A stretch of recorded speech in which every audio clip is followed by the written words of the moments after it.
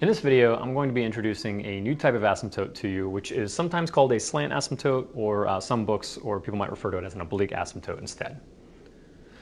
So first off, what is a slant asymptote? Well, slant asymptotes are basically just diagonal asymptotes, so it's not perfectly horizontal, it's not perfectly vertical, it's going to be at an angle, and that'll help you indicate what's happening as x increases without bound on the far right end of the graph, or decreases without bound, so what's the end behavior on the left side of the graph. So you can figure out what the y values are approaching based on what x is doing on either end. When does a slant asymptote occur? Well, these occur when the degree of the numerator is exactly one bigger than the degree of the denominator. For example, if your numerator is x to the fourth power and your denominator is x to the third power, the numerator is one bigger, so there will be a slant asymptote, not a horizontal asymptote. How do you find the equation of this diagonal line? Well, the good news is it should be a slope-intercept form, a y equals mx plus b equation. The bad news is the way that you find them requires going through that long division process. So the bigger the polynomials, the longer and the more difficult and more computations you might have to perform for that. So we'll be doing some long division to find that slope-intercept form. As a note, when you're doing these long divisions, there will usually be a remainder at the end. And the good news is we get to ignore that remainder, because what's happening is we're describing what's happening when x is equal to like 1 billion as x approaches infinity. So when you have a fraction like 7 divided by 1 billion, that number is getting so small that it ends up being inconsequential to what you're working with. So we can ignore the remainders for our end behaviors. We really just care about the like 2x plus 3 slope-intercept form part. Now, before I get into the slant asymptote piece, let me again reiterate how to fill in some of the other important criteria, the components of a rational function. So the horizontal asymptote. Well, one of the rules we did was that if the degree of the numerator is bigger than the degree of the denominator, then there is no horizontal asymptote. You shouldn't have both a horizontal and a slant in these cases. So the horizontal asymptote should be none for these cases. Now, for the other pieces, I'm going to need to do some factoring on this expression. So I notice that on top I have a trinomial. So I would break this down as two different binomials. I know that 2x times x will give me 2x squared. So the first terms give me the first part of the trinomial. And I need my last terms to multiply together to give me 3. But I also need the outside and the inside product to add up to 5. So in this case, I want to do 3 here and 1 here, because I'm noticing that will give me positive 2x and positive 3x, which will add up to 5x. So it's the outside and the inside products that help me figure out the order of the numbers I'm using. Now, on the denominator of this, I do not have any factoring to perform, so this will just stay as x plus 2. Since I don't have any matching factors on numerator and denominator, that means that I don't have any zeros that I need to cancel out. So since there are no there are no holes in the graph, since I don't have any matching factors, so that means for the holes, I get to say none for this. Now, when it comes to the zeros and the vertical asymptotes, that's where I look at the factors that did not cancel, and none of mine canceled, so I need to use all of these. And I set the factors in the numerator equal to 0 for finding the zeros, and I set the factors in the bottom equal to 0 and solve to find the vertical asymptotes.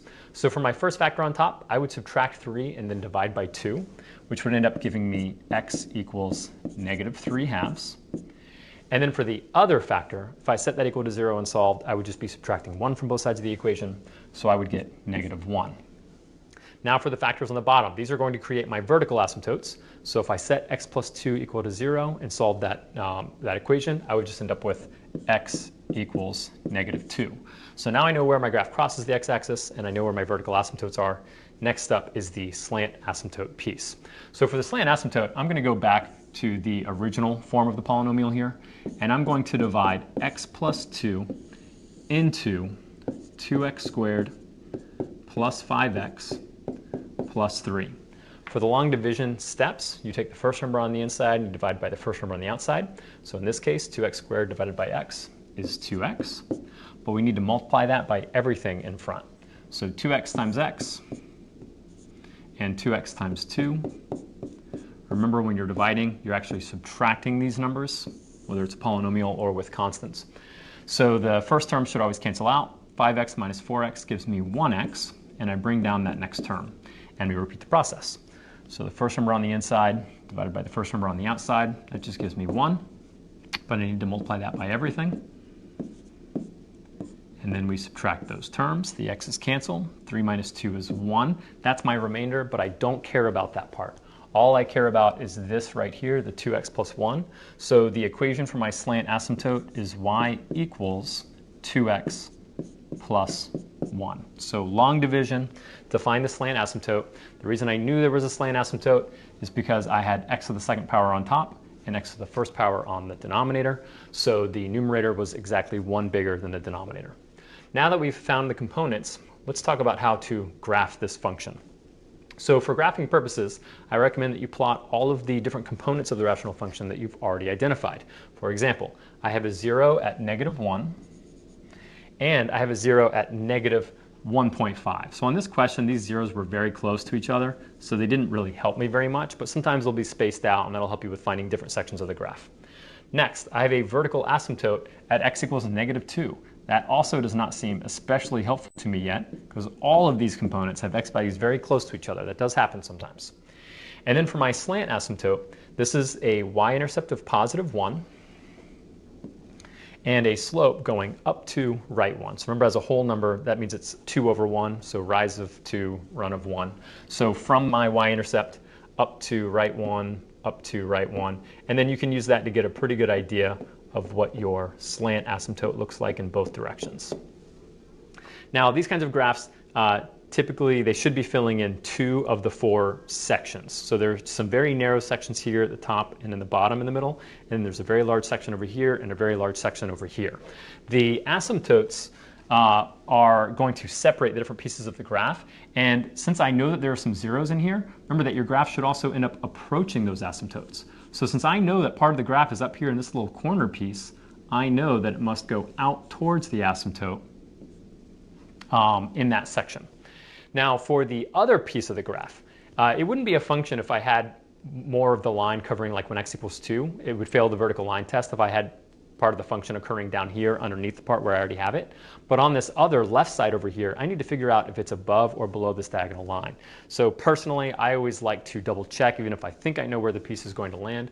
I always like to plug in a number, like plugging in x equals -5. That can often be easier to do in the factored form.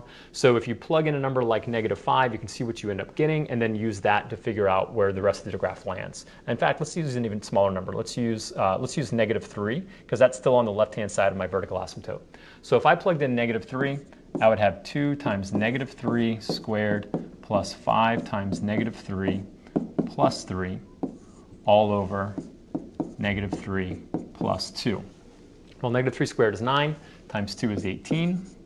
5 times -3, that'll be -15, plus 3 more, all over -1. So 18 minus 15 is 3, plus 3 more is 6. So I'm getting -6. So -3, -6 is where that dot would land, which means I now know that the graph is bounded by these asymptotes in this corner. And that's what I expected. I expected for them to be opposite. Most of the time that is true, but there are some rare exceptions to this. So there is my graph in the opposite 2 pieces using my slant asymptotes and vertical asymptotes. Let's look at one more example.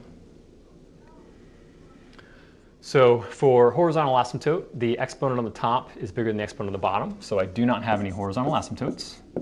And then I need to factor this expression. So I'm going to break down my trinomial on the top. This will be 3x and 1x to create 3x squared. And then I know that I want the outside and the inside terms to come up to 11. So I think I'm going to do 4 here and 1 here, because then this makes 12 and 1. And I want it to be a positive 11, so let's make this positive 12 and negative 1x to add up to 11x. So there's my factoring. The last numbers multiplied together give me -4. And on the denominator, I just have the x plus 2. There's nothing to factor with that piece. So do any of my factors match on the numerator and denominator? No, I do not have any common factors to cancel out, which means I do not have any holes. And that's pretty common. They don't occur that often. For zeros, if I set this first factor equal to 0 from the numerator and solved, I would add 1 and then divide by 3. And for the other one, I would subtract 4 if I set that factor equal to 0. For my vertical asymptote, that comes from the factors that were not canceled out in the denominator. Solving that one would give me x equals -2. And then for the slant asymptote equation, this is where I'm going to perform the long division. So I'm dividing x plus 2 into 3x squared plus 11x minus 4. 3x squared divided by x is 3x. Multiply it by both terms. And then subtract those terms. The first one should always cancel. 11 minus 6 is 5x. Bring the next number down and repeat the process.